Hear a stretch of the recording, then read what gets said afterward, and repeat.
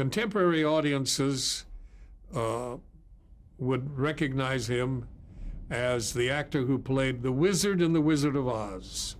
But he was a fine dramatic actor as well.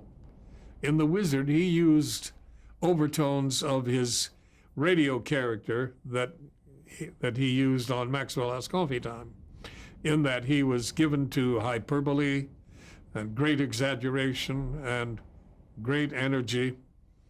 And the basic format for his sketch on the first half of that half hour was for me to introduce a guest on the show who would be noted in some particular category. And the writer would let me progress maybe a half a page or so with the guest, and then Frank would make a very volatile type entrance, topping whatever this man was supposed to represent. Who would be a sample guest? Would it be a musical performer? Everybody. Everybody. By everybody, I mean a ski champion, for example. And I would begin with the dialogue with the ski champion, and he was describing various maneuvers to me. And Frank would come in and ostensibly just heard the last portion of our discussion, and he would say, Jockey, that was my nickname on the show. He called me Jockey.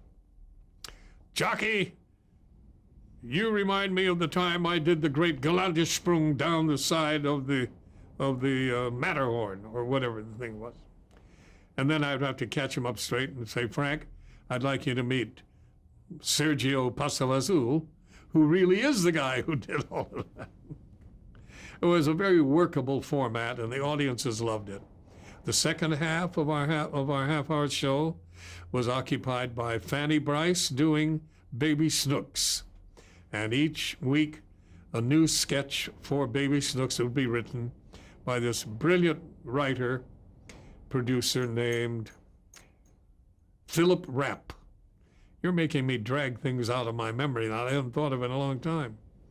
But Phil Rapp was a very talented and wonderful man, and whom I got to be good friends with during the run of Maxwell House Coffee Time. Now, this was towards the end of Fanny Brice's career, wasn't it? Well, she had finished her career on Broadway, and radio had given her a brand new start here on the West Coast. And so this grown lady, this mature lady, was playing a very young, bratty... It was a paradox, I'm telling you, but she created this little voice in her throat of Baby Snooks, and the audiences bought it.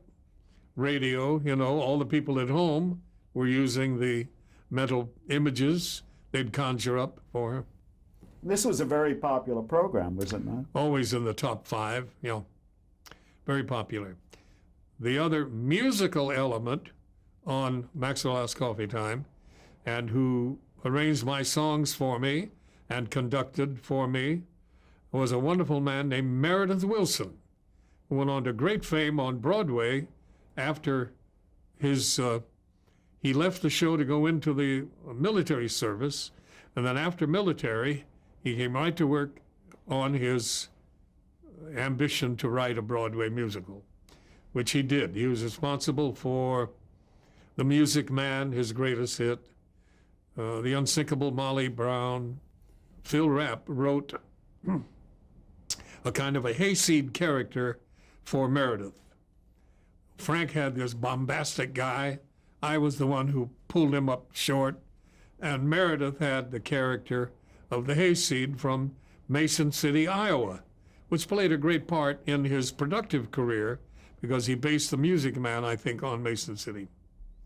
And the line that Phil would always write for him was, gee, this is interesting, when he'd be listening to Frank and me doing our business. Gee, this is interesting. And those were great days. We had great fun. Getting back to your reference of the East Coast versus the West Coast broadcast. Frank was known for his love of the sauce, and he made no secret of it. His family was the producers of and owners of Angostura bitters. And by some small coincidence, his favorite drink was the old-fashioned, where you use some bitters. And anyway, the producers on the show, when they hired me, said, "You're going to do your thing, and we have one extra little assignment we want to give you. During the East Coast broadcast and the West Coast broadcast, we have a 2.5-hour break." And they said, "We want you to watch Frank, and when he goes to the Brown Derby," which was just a short block up Vine Street from our studios. Which was at Sunset. Sunset and Vine, yes. The beautiful new then NBC radio studios. Said, "You attach yourself to him and don't let him have more than one drink."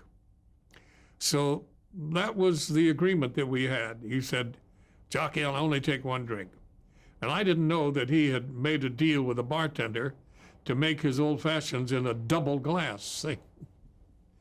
So we had a lot of fun with that.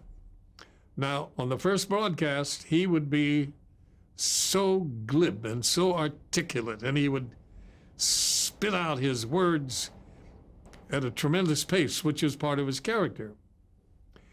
And when the repeat broadcast would come along at 8 o'clock, the bloom was off the sage many times. And he would realize that. And he would flub, and it would tickle him, and he would break himself up, and we would all break up, and the audience loved it too.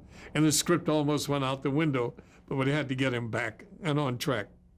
Now, that didn't happen every week because he was a very serious performer. But on occasion, it did happen. It was part of the fun. And I think it sold a lot of coffee in the process.